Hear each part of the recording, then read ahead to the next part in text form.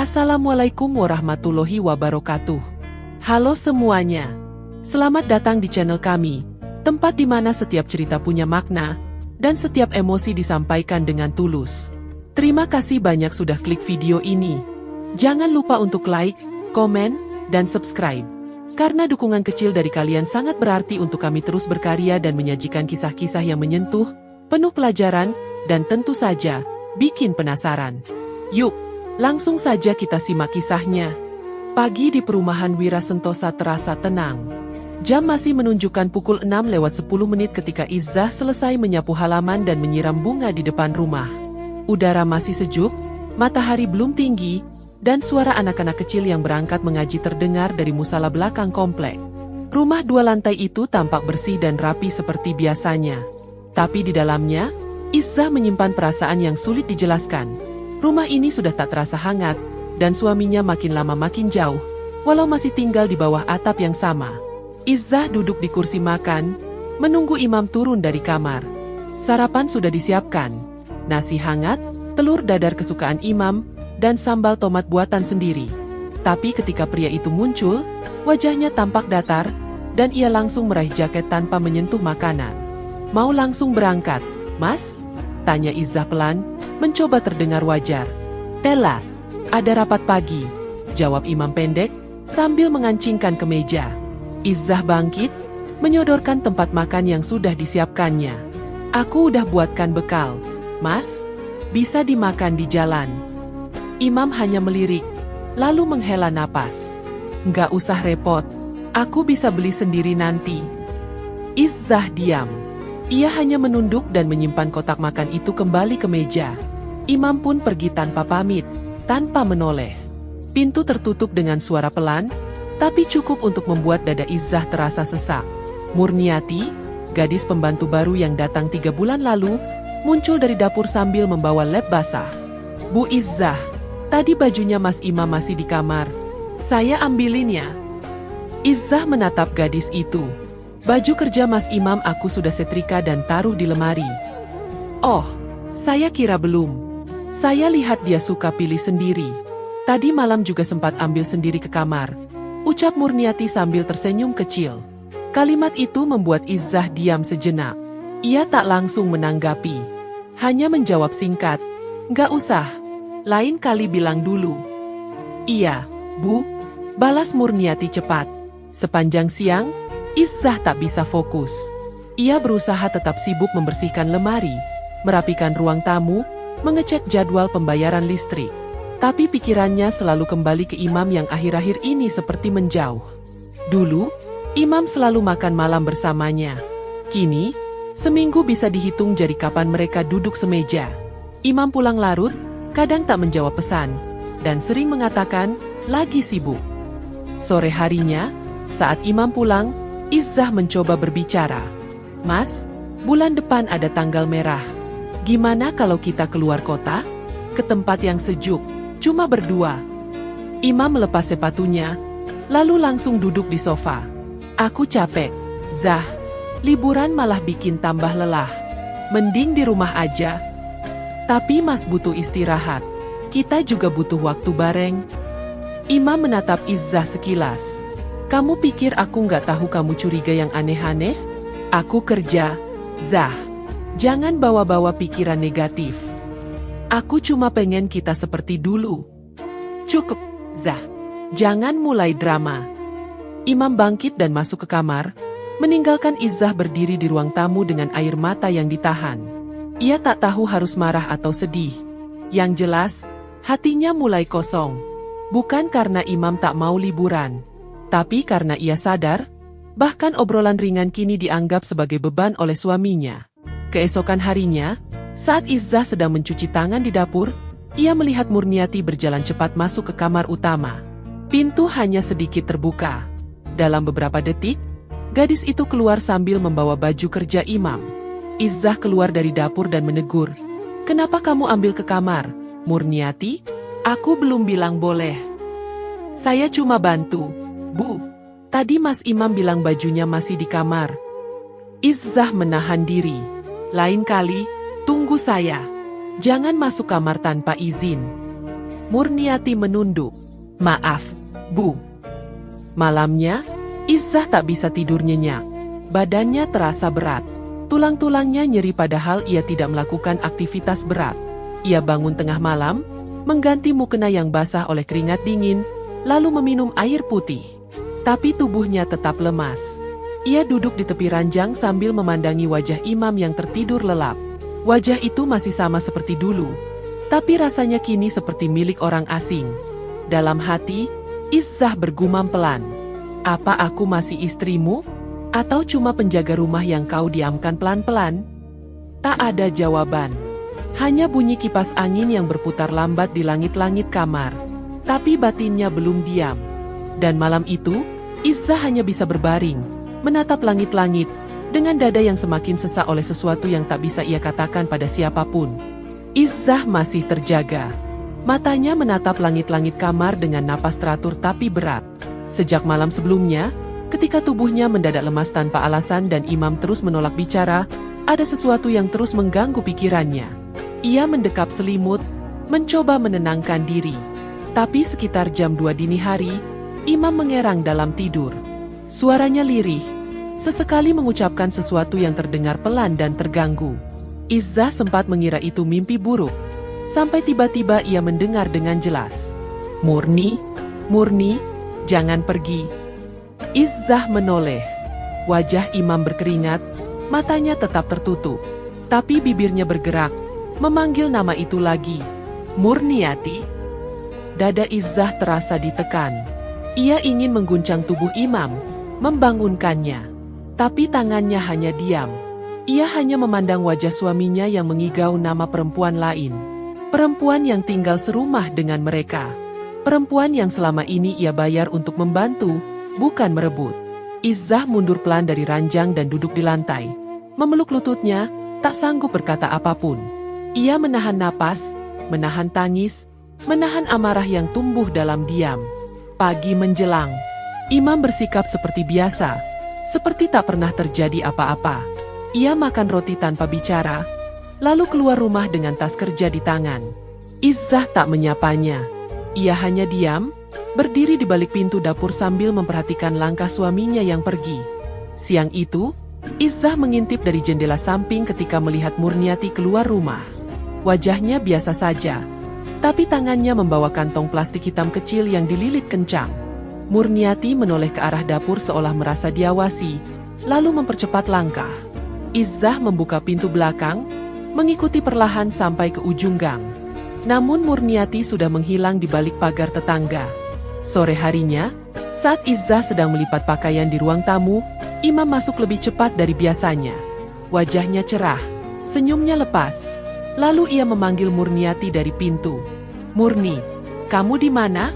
Ini enak banget tadi kopi buatan kamu. Ajarin Izzah juga, biar dia tahu selera laki-lakinya. Izzah terdiam. Tangannya berhenti melipat. Murniati keluar dari dapur, tertawa kecil. Terima kasih, Pak Imam. Cuma kopi hitam biasa. Kok? Biasa buat kamu, istimewa buat aku.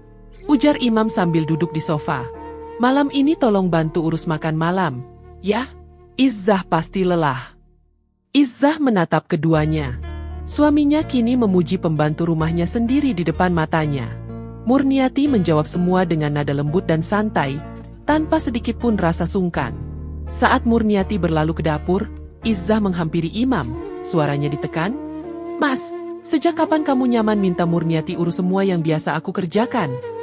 Imam menoleh, tatapannya berubah. Kenapa? Kamu keberatan? Bukannya kamu sendiri bilang pinggangmu sakit? Aku masih bisa masak, masih bisa urus rumah. Imam berdiri, nadanya naik. Kamu kenapa sih, Zah? Sedikit-sedikit curiga. Apa semua yang Murniati lakukan salah di matamu? Aku cuma minta, jangan sembarangan kasih tanggung jawab rumah ini ke orang lain. Ini tanggung jawabku sebagai istri, Mas. Kalau kamu merasa cukup kuat, jangan ngeluh soal sakit. Kalau kamu merasa nggak kuat, jangan larang orang bantu. Imam mengambil air minum lalu kembali ke kamarnya, meninggalkan Izzah sendiri di ruang tamu. Malamnya, saat Izzah mencuci piring, Ia merasa pusing tiba-tiba. Lantai dapur seakan bergoyang. Ia berpegangan ke dinding, mencoba menahan tubuhnya agar tidak jatuh. Pandangannya kabur. Rambutnya terasa ringan seperti rontok banyak. Ia usap pelan, dan tangannya penuh helaian rambut. Napasnya memburu, tubuhnya mulai berkeringat dingin. Ia duduk di kursi dapur, mencoba mengatur napas. Di meja samping, ada gelas kosong bekas minuman sore tadi. Entah kenapa Izzah tak ingin menyentuhnya. Keesokan paginya, saat Izzah bangun, matanya kembali berkunang-kunang. Ia bersandar di pinggir tempat tidur, mencoba berdiri pelan. Kaki dan tangannya kesemutan. Dari balik tirai, ia melihat Murniati sedang menjemur pakaian, tersenyum sambil bersenandung kecil. Seakan tak ada yang salah. Siangnya, saat Murniati kembali keluar rumah membawa kantong hitam serupa seperti kemarin, Izzah memberanikan diri bertanya, "Murni, itu dibuang kemana?" "Oh, ini sisa sayuran, Bu. Ada yang busuk di kulkas. Sini, aku buangin sekalian." "Enggak usah, Bu. Ini bau banget, saya kuat kok." Izzah tak menjawab. Ia hanya memperhatikan tangan Murniati yang menggenggam erat kantong itu. Seolah isinya bukan sekadar limbah dapur. Sore harinya, Izzah membersihkan kamar tamu, berharap bisa mengalihkan pikirannya. Tapi setiap melangkah, tubuhnya lemas. Keringat dingin keluar terus. Ia mencoba duduk, tapi kepala terasa berat. Ia mengambil sisir, lalu melihat rambutnya kembali berjatuhan. Jumlahnya makin banyak. Tangannya gemetar, wajahnya mulai pucat. Ia berjalan pelan ke kamar utama, dan berdiri memandangi pantulan dirinya di kaca lemari.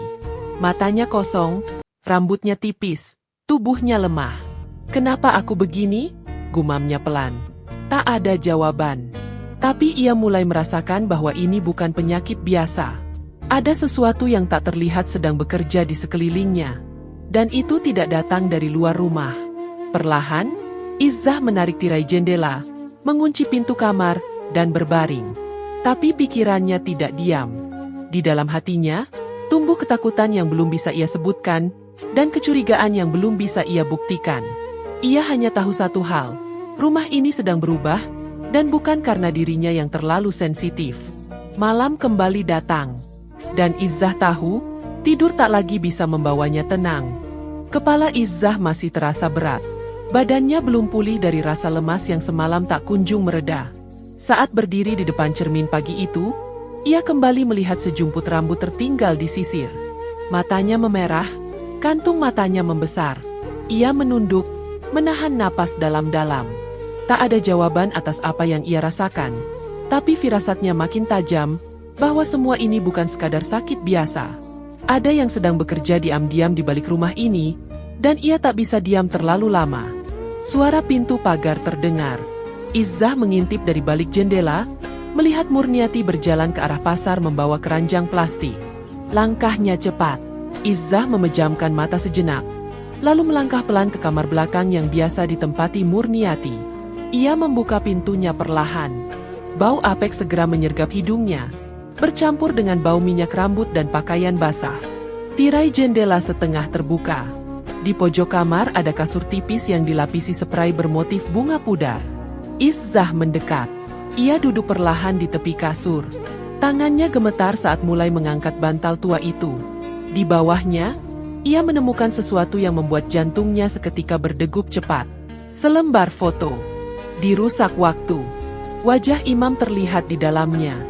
Foto itu dilipat menjadi 4 bagian, dan pada salah satu sudutnya, ada noda darah kecoklatan, kering dan berkerak. Jantung Izzah seolah berhenti berdetak. Ia membuka lipatan itu penuh hati-hati. Lalu di bawahnya, ia melihat sejumput rambut, dibungkus kain hitam kecil, diikat rapat. Ia memandangi rambut itu. Tidak mungkin keliru. Itu rambutnya.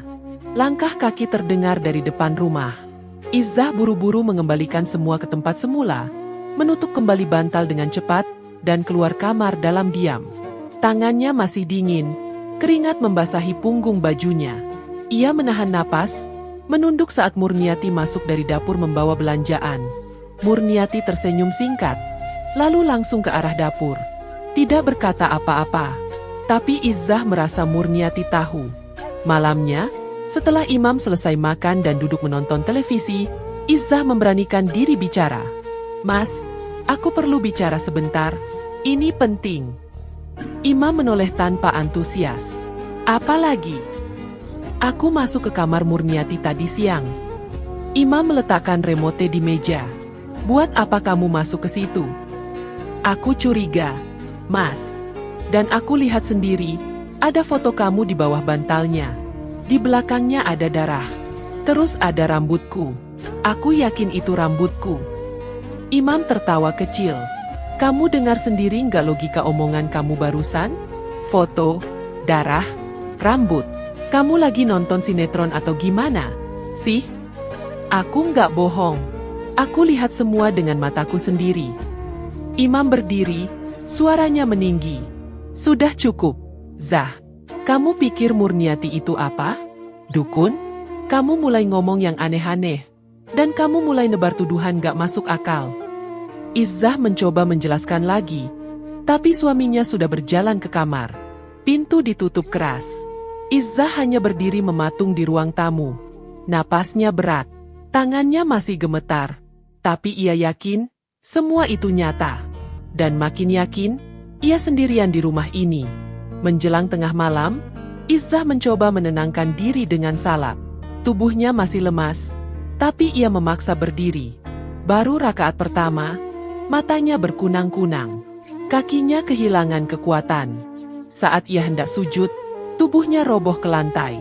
Nafasnya pendek, pandangannya gelap, dan ia kehilangan kesadaran tanpa sempat berkata apapun. Saat terbangun, ia tidak tahu sudah berapa lama berlalu. Tapi ia mengenali suara langkah kaki di lantai kayu. Suara itu mendekat. Saat matanya mulai fokus, ia melihat Murniati berdiri di pintu kamar, membawa handuk basah. "Ibu pingsan waktu salat." "Saya yang nemu," ujar Murniati dengan suara tenang. Izzah ingin bangun, tapi tubuhnya masih berat. Sebelum ia sempat menjawab, Imam muncul di belakang Murniati. "Kamu pingsan lagi. Aku nggak bisa terus-terusan begini. Murniati bilang kamu kerasukan waktu jatuh tadi. Matamu melotot, badanmu kejang."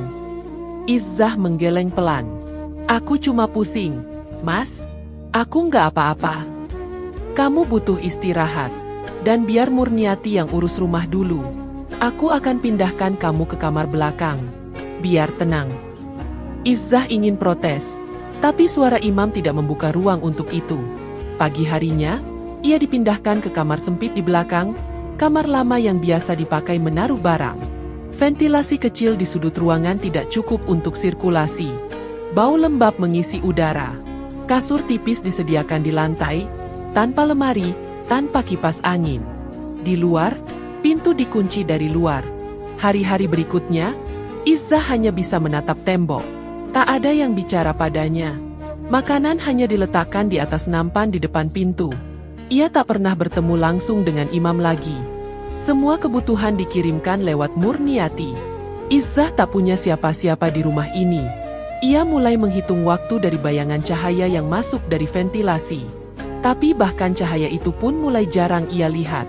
Kadang di malam hari, ia mendengar tawa samar dari ruang depan. Tawa yang tidak asing. Tawa yang seharusnya tidak terdengar di rumah yang sedang dihuni istri yang dikurung. Tapi tawa itu terus ada. Dan Izzah hanya bisa memejamkan mata. Ia mencoba menenangkan diri, tapi bayangan foto, rambut, dan darah itu terus muncul di kepalanya. Ia tak tahu harus percaya pada siapa. Tapi satu hal yang ia rasakan begitu dalam, perlahan, dirinya sedang dilenyapkan. Tidak dengan pukulan, tidak dengan teriakan, tapi dengan diam, dan dengan cara yang tak bisa ia lawan. Izzah masih berbaring di kamar belakang yang pengap. Kepalanya berat, tubuhnya lemas, dan keringat dingin mengalir dari pelipis. Ia tak tahu sudah berapa lama dikurung, tapi suara-suara dari ruang tengah tetap terdengar jelas. Dan malam ini, suara tawa itu kembali. Tawa Murniati dan Imam bercampur obrolan santai, seolah rumah ini tak sedang dihuni oleh seorang istri yang dikurung dan dilupakan. "Tadi lucu banget waktu Mas Imam gak bisa buka toples," kata Murniati sambil tertawa kecil. "Ya, kamu sih naruhnya kenceng banget," sahut Imam, terdengar santai. Izzah menahan napas. Telinganya panas, matanya mulai basah. Ia duduk pelan, lalu menyeret tubuhnya ke arah pintu. Ia mencoba memutar gagangnya. Masih terkunci. Ia memukul pintu pelan. "Mas, Imam, bukain, aku di sini." Suaranya lirih, nyaris tak terdengar. Tawa di luar masih terdengar. Tidak ada jawaban. Ia memukul pintu lebih keras. "Imam, aku di sini. Bukain pintunya." Tak ada yang datang. Tak ada langkah mendekat. Izzah mulai panik. Ia mencakar-cakar pintu dengan kuku, lalu beralih mencakar dinding. Kukunya pecah. Telapak tangannya berdarah. Tapi ia tetap menekan, berharap ada yang tersadar. Tidak ada. Ia mundur perlahan, duduk di lantai, terisak sambil memeluk lututnya. Tak ada siapa-siapa. Ia benar-benar sendirian. Malam makin larut. Di depan pintu, Murniati menaruh makanan di atas nampan. Nasi putih, tahu goreng, dan segelas air. Izzah menatapnya lama, tapi perutnya perih, dan ia terlalu lapar untuk berpikir panjang. Ia makan perlahan, suap demi suap, walau tubuhnya masih terasa dingin.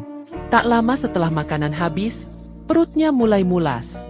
Rasa panas menjalar dari lambung ke dada. Ia muntah di pojok kamar, tak sempat berlari kemana-mana. Darah keluar bersama sisa makanan. Napasnya sesak, mulutnya getir.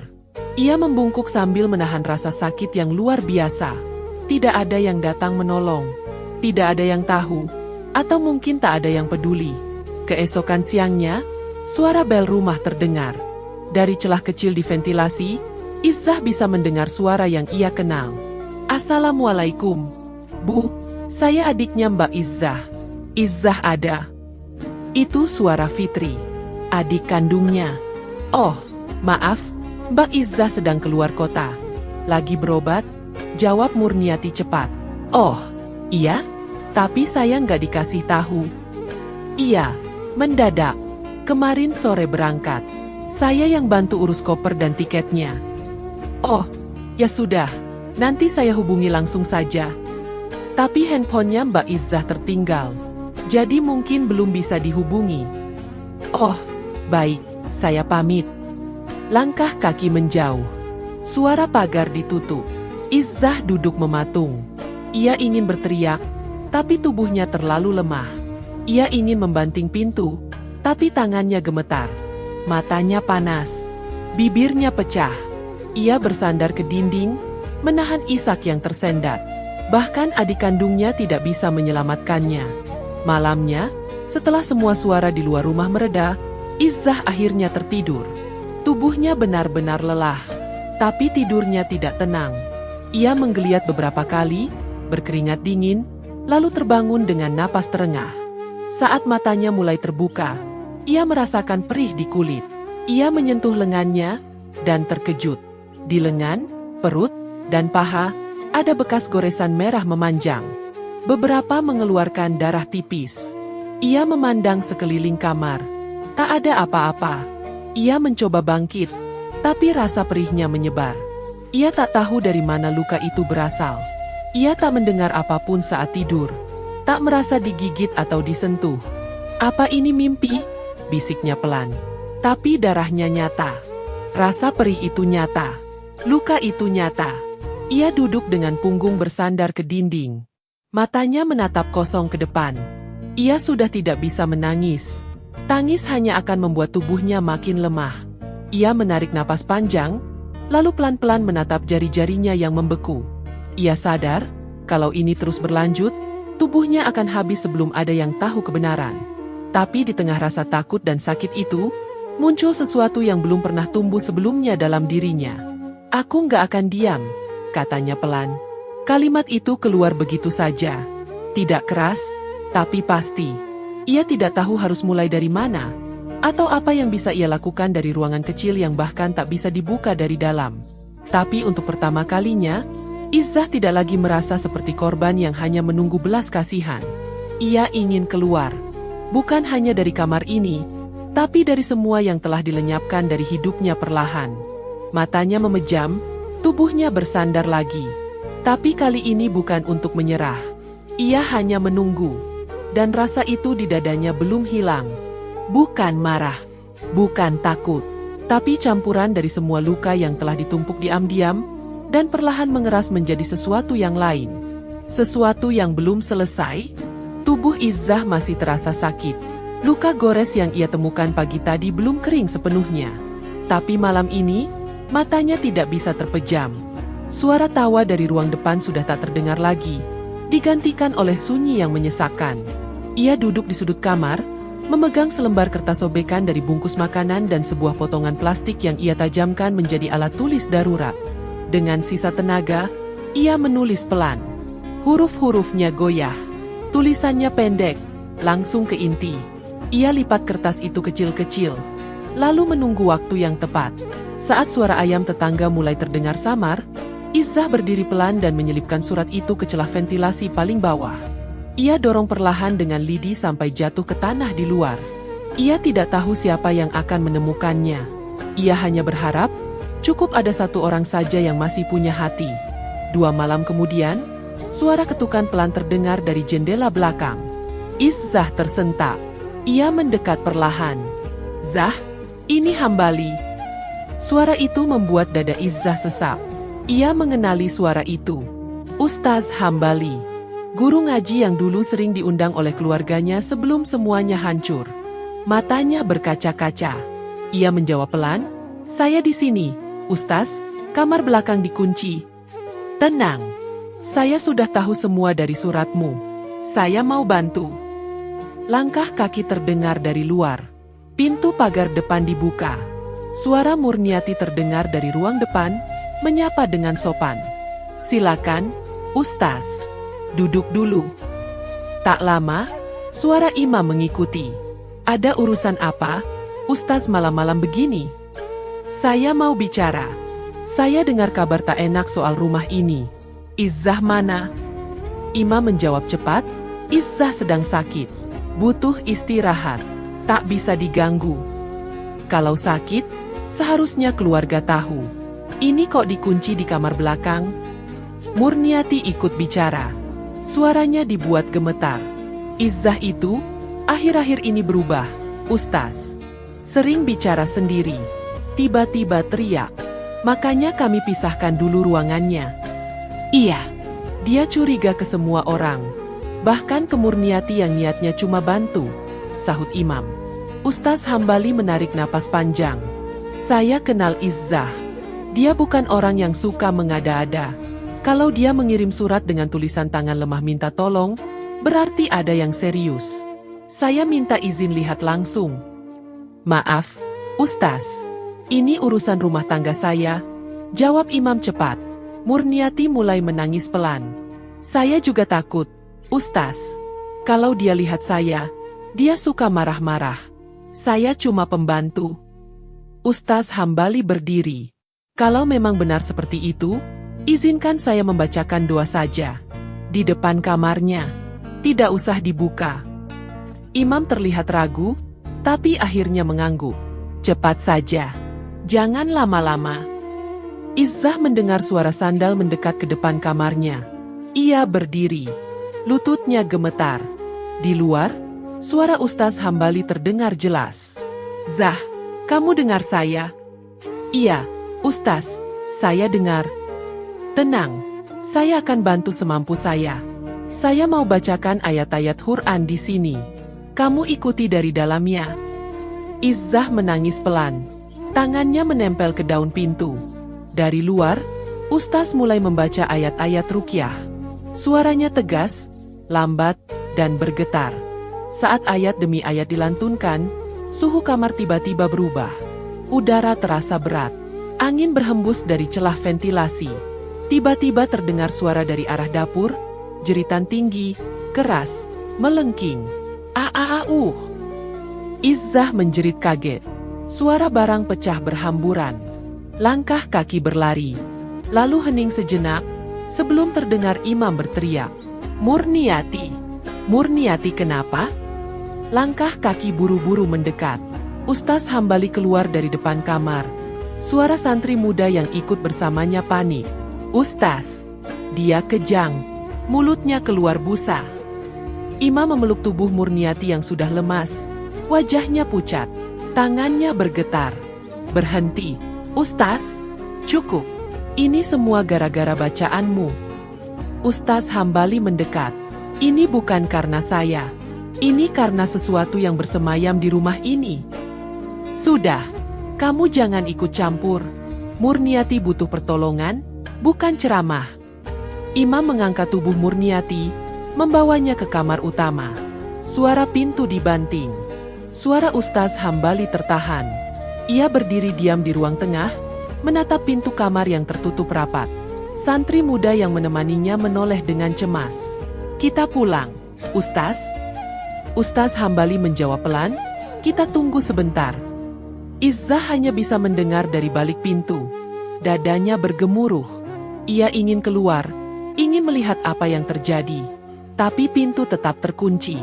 Di dalam kamar gelap dan lembab itu, ia hanya bisa bersandar ke dinding. Tapi kali ini, bukan karena pasrah, melainkan karena satu hal yang kini lebih terasa dari sebelumnya. Suaminya bukan lagi orang yang bisa ia percaya. Imam telah memilih sisi yang salah, dan bukan hanya menutup mata, tapi ikut menjaga semua kebusukan itu tetap tertutup rapat. Telinganya masih mendengar suara Ustaz Hambali berzikir perlahan. Tapi hatinya sudah tidak tenang. Ia tahu, sejak malam ini, semua bukan lagi sekadar tentang sakit, tapi tentang keyakinan siapa yang layak didengar, dan siapa yang akan dilenyapkan lebih dulu. Setelah malam itu, suara Ustaz Hambali tak terdengar lagi. Izzah menunggu beberapa hari dengan harapan akan ada yang datang mengetuk pintu, membuka kunci, menanyakan keadaannya. Tapi tak ada siapapun. Yang ada hanya langkah kaki Murniati yang semakin percaya diri, dan suara imam yang kini memanggilnya dengan nada lembut yang dulu hanya digunakan untuk Izzah. Dari celah ventilasi, Izzah mendengar kabar-kabar yang menyakitkan. Imam menyebarkan cerita bahwa istrinya mengalami gangguan jiwa, bahwa Izzah telah lama mengalami delusi dan sekarang sedang dirawat secara tertutup. Bahkan keluarga pun tidak diizinkan menjenguk, dengan alasan menjaga kondisi psikologisnya. Tak ada yang mencurigai. Semua percaya. Karena Imam selalu berbicara dengan tenang, dan Murniati selalu bisa pura-pura sedih di depan orang luar. Kini, Murniati tidak lagi sembunyi-sembunyi. Ia tidur di kamar utama. Ia menyusun ulang lemari, mengatur keuangan bulanan, bahkan mulai menyuruh Imam untuk menyumbangkan pakaian-pakaian lama milik Izzah. Dari balik jeruji ventilasi, Izzah mendengar sendiri saat Murniati berkata, daripada nganggur dan bikin sesak lemari, lebih baik dikasih ke orang yang butuh. Lagi pula, Mbak Izzah nggak akan balik lagi ke kamar ini, kan? Imam tidak menjawab, tapi ia juga tidak membela. Di dalam kamar belakang yang pengap, Izzah semakin lemah. Tubuhnya mengecil, pipinya cekung, kulitnya pucat. Ia mulai batuk darah. Setiap pagi, ia muntah cairan merah pekat, lalu berbaring kembali karena tubuhnya tak sanggup berdiri. Tapi matanya masih terbuka. Napasnya masih bertahan. Dan pikirannya masih jernih. Suatu siang, saat rumah terasa sepi, Izzah memberanikan diri menyeret tubuhnya ke pintu. Ia tidak bisa berdiri, tapi ia merangkak perlahan. Tangannya gemetar, lututnya nyeri. Ia membuka pintu yang kebetulan tak dikunci hari itu. Dengan menahan rasa sakit, ia merangkak ke ruang tengah, menuju kamar utama. Saat masuk, hawa kamar terasa berbeda. Bau dupa tipis masih tertinggal. Ia memandang ke bawah ranjang. Ia tahu harus kemana. Dengan sisa tenaga, Izzah menunduk dan menyibak sprei. Di kolong tempat tidur, ia menemukan kotak plastik kecil yang tertutup kain. Ia tarik perlahan dan membukanya. Di dalamnya ada boneka kecil dari kain bekas, rambut yang sangat mirip miliknya, segumpal kapas penuh bercak darah beku, dan 2 kemenyan kering. Izzah menatap semua benda itu lama, lalu menutup kotak dan menyeretnya ke arah dapur belakang. Tangannya bergetar saat menuangkan sisa minyak goreng ke dalam baskom logam. Ia taruh semua benda itu ke dalamnya, lalu menyalakan api dari kompor dan menyulut ujung kain. Benda-benda itu terbakar pelan. Bau anyir bercampur hangus menyebar di udara. Izzah menutup hidungnya, lalu mundur ke tembok, duduk dengan napas terengah. Matanya tidak berkedip menatap api yang melahap semuanya sampai habis. Saat hari mulai gelap, rumah kembali ramai. Murniati baru masuk ketika ia tiba-tiba menjerit keras dari kamar mandi. "Ah, tanganku! Panas, panas!" Imam berlari dari ruang tamu. Murniati terduduk di lantai kamar mandi, memegangi tangan kirinya yang melepuh. Kulitnya merah, seperti disiram air mendidih. Imam memeluknya dengan panik. "Kamu kenapa?" "Panas, tanganku terbakar. Aku nggak pegang apa-apa." Imam membawanya ke rumah sakit. Izzah menyaksikan semua dari balik pintu dapur. Tubuhnya masih lemah, tapi dadanya terasa penuh. Bukan senang, tapi lega. Keesokan harinya, Imam pulang lebih dulu. Ia murung, matanya lesu. Ia hanya duduk diam di sofa, tidak bicara dengan siapapun. Tapi malamnya, saat Murniati pulang dari rumah sakit dengan perban membungkus lengan kirinya, jeritannya terdengar lagi dari kamar utama. "Astagfirullah, mukaku. Mukaku kenapa?" Imam masuk dengan tergesa. Murniati menatap cermin besar di lemari. Di pipi kirinya, luka kecil mulai muncul. Melepuh, seperti luka bakar, padahal tidak terkena apapun. Imam mendekat, memegang wajahnya. "Ini kenapa lagi? Luka dari mana?" "Aku cuma cuci muka. Mas, aku cuma cuci muka." Malam itu Murniati tak berhenti merengek. Ia mengeluh setiap beberapa menit. Tangannya gatal, wajahnya makin nyeri. Imam memakaikan salep, mengganti perban, tapi tak ada yang berubah. Bahkan kini ia mulai melihat sesuatu yang lain. "Aku lihat, ada perempuan di cermin itu," ucap Murniati pelan, sambil menunjuk kaca lemari. "Siapa?" tanya Imam. Perempuan pakai daster putih, rambutnya panjang, berdiri diam. Matanya merah. Imam memeriksa kaca. Tak ada siapa-siapa. Tapi Murniati menolak tidur malam itu. Ia menutup semua cermin di kamar. Bahkan meminta Imam tidur dengan lampu menyala penuh. Di kamar belakang, Izzah duduk sendiri. Tubuhnya tetap lemah. Tapi untuk pertama kalinya, ia bisa tidur tanpa muntah darah. Ia tidak tahu apa yang sedang terjadi di kamar utama. Tapi ia tahu, sesuatu telah berubah. Dan malam itu, saat ia memejamkan mata, suara tawa dari ruang depan tak lagi terdengar. Yang tersisa hanya diam, dan rasa yang belum selesai. Jeritan Murniati malam itu masih terngiang di telinga Izzah. Sejak luka-luka aneh muncul di tubuh Murniati, rumah itu tak lagi senyap. Suasana berubah. Imam lebih sering diam, sesekali berbicara sendiri, sedangkan Murniati bersembunyi di kamar dengan wajah yang terus memburuk. Cermin-cermin ditutup, lampu kamar tak pernah dimatikan. Tapi malam itu juga, pintu kamar Izzah dibuka paksa dari luar. Ustaz Hambali masuk bersama dua orang laki-laki dari keluarganya. Imam sempat melarang, namun surat resmi dari Wali Izzah dibacakan keras-keras di hadapannya. Izzah dibawa pulang. "Sekarang juga," kata Ustaz Hambali dengan tegas. Imam tak melawan. Matanya kosong, wajahnya pucat. Ia hanya berdiri di depan pintu, tak mampu berkata apapun. Murniati berteriak dari dalam kamar, tapi tidak ada yang menghampirinya. Izzah nyaris tidak bisa berdiri sendiri. Tubuhnya digendong oleh salah satu kerabatnya ke mobil yang sudah menunggu.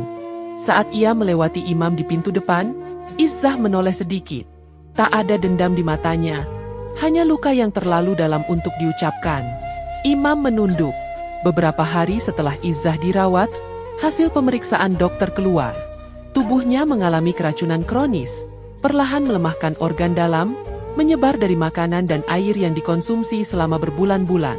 Laporan medis dibawa ke pihak berwenang. Berita soal dugaan kekerasan dalam rumah tangga menyebar cepat. Beberapa tetangga mulai berbicara. Potongan video amatir dari malam rukyah beredar. Wajah Murniati yang rusak, tangisan Imam yang histeris, semua muncul di layar ponsel orang-orang. Imam dipanggil polisi. Kantornya tak bisa membendung sorotan publik. Dalam seminggu, ia kehilangan jabatannya. Beberapa kolega lama memutus hubungan. Rumah yang dulu dibanggakannya kini hanya sunyi dan dikelilingi bisik-bisik. Murniati menghilang malam hari saat Imam tertidur. Hanya meninggalkan baju terbakar, sisa bau gosong, dan kaca kamar yang retak-retak. Tak ada yang tahu kemana ia pergi. Tapi beberapa warga mengaku melihat perempuan dengan wajah rusak berkeliaran di gang belakang. Semua tutup pintu. Di rumah ibunya, Izzah memulai hari dengan pelan. Nafasnya belum stabil, tubuhnya belum kuat. Tapi ia bisa makan sendiri, bisa tidur tanpa ketakutan, bisa berbicara tanpa suara bergetar. Setiap pagi, ia duduk di teras, memandang pohon jambu yang dulu ditanam ayahnya. Ibunya kadang menemani, kadang membiarkannya diam.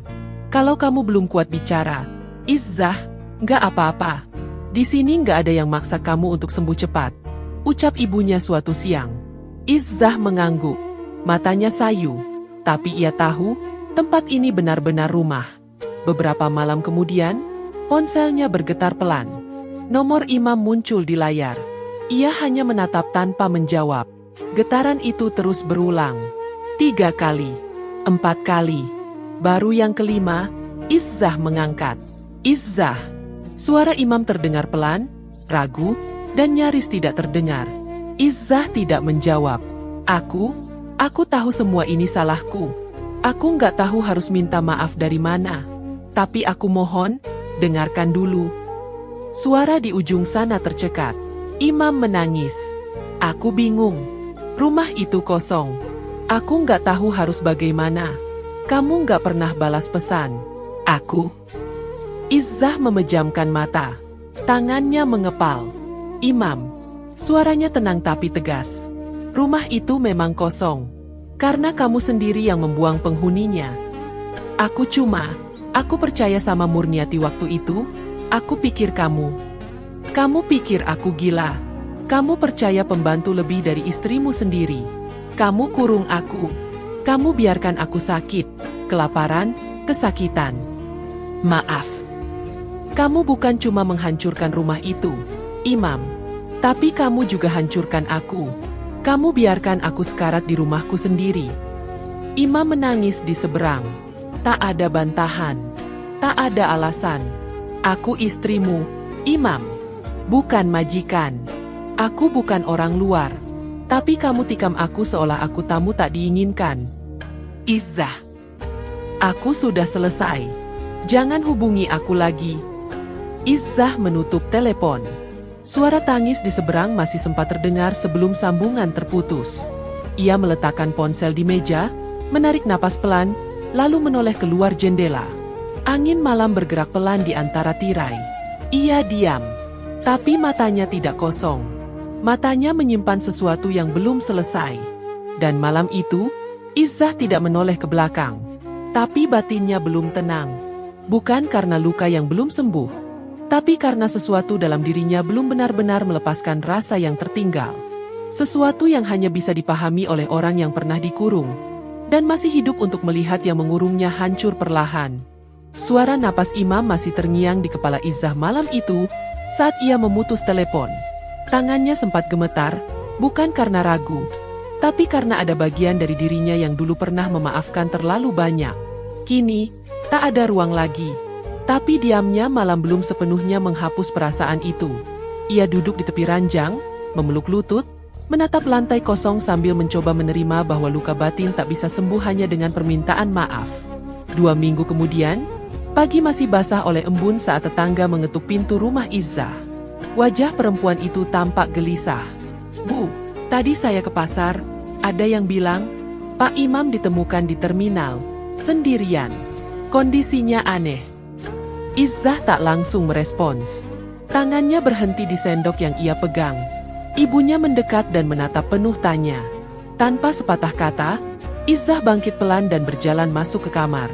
Ia duduk di lantai, menarik napas panjang, lalu memejamkan mata. Hatinya tidak kaget, tapi ada rasa di dadanya yang mengganjal.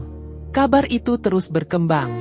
Imam ditemukan oleh petugas keamanan terminal, duduk menyandar di sudut ruangan sambil meracau sendiri. Tubuhnya kurus seperti tidak makan berhari-hari.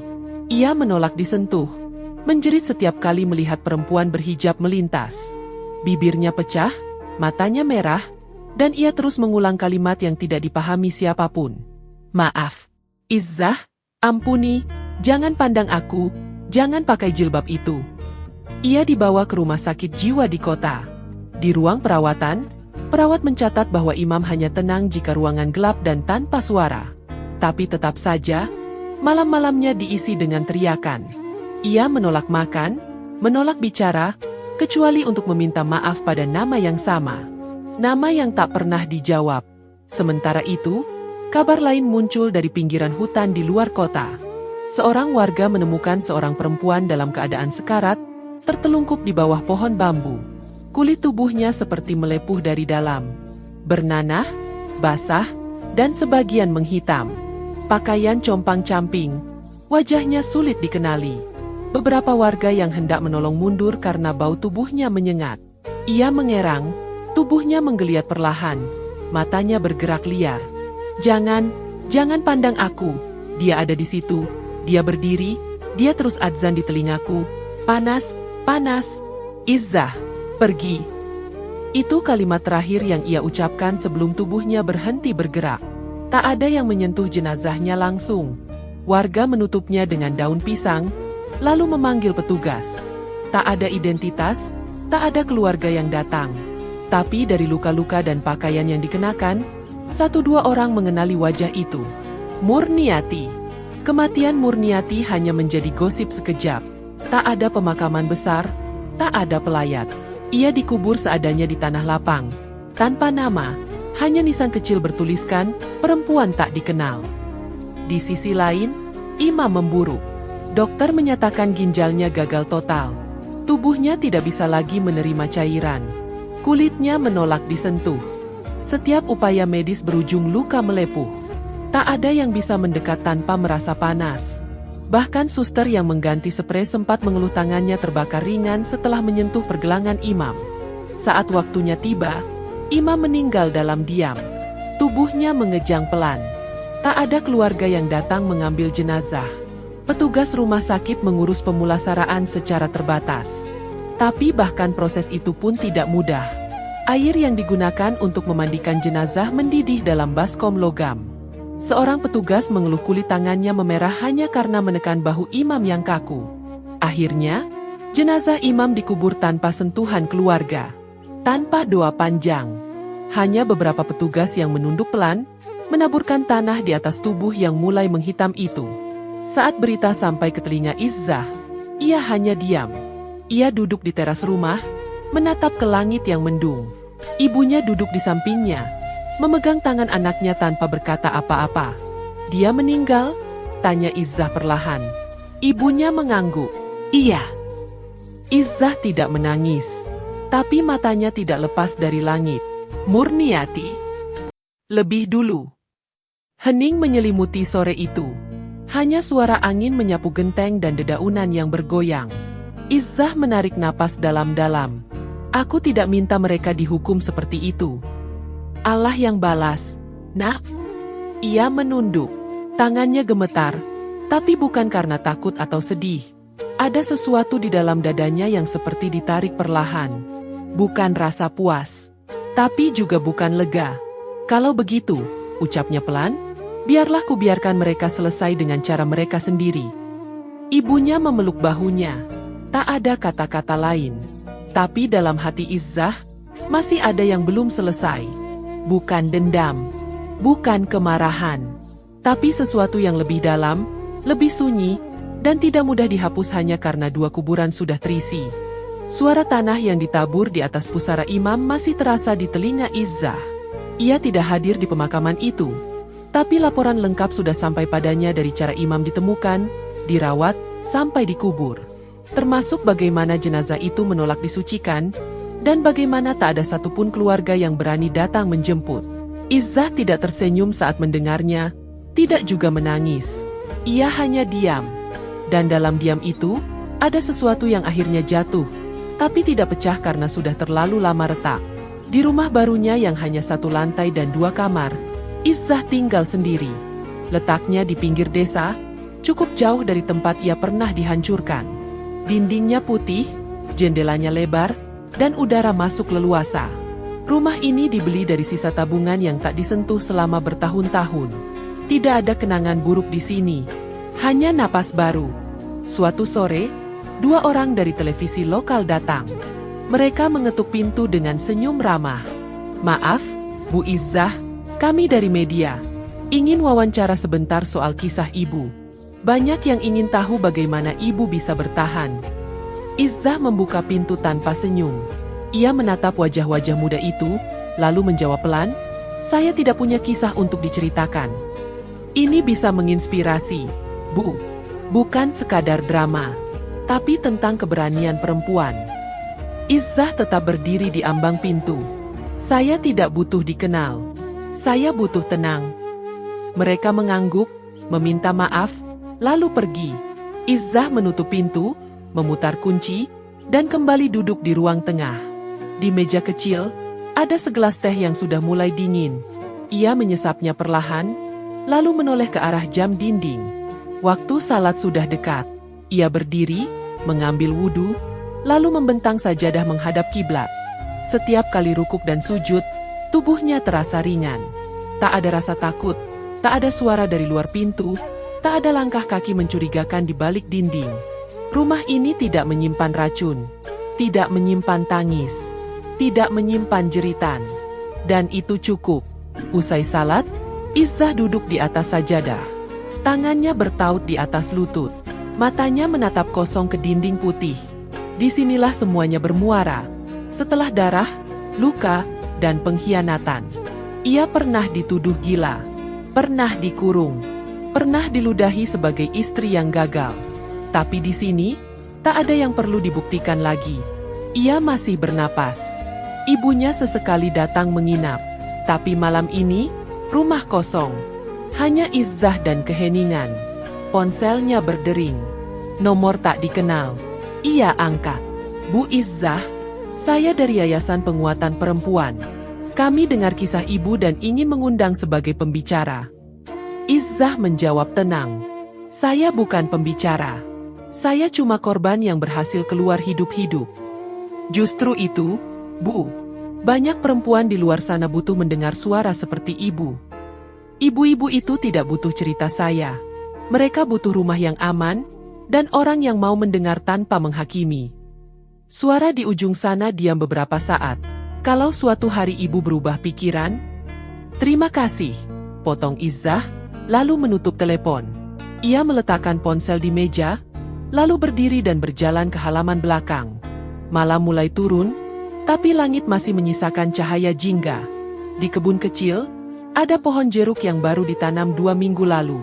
Ia menyiramnya perlahan. Tiba-tiba angin bertiup pelan. Daun pintu berderit ringan, lalu tertutup sendiri.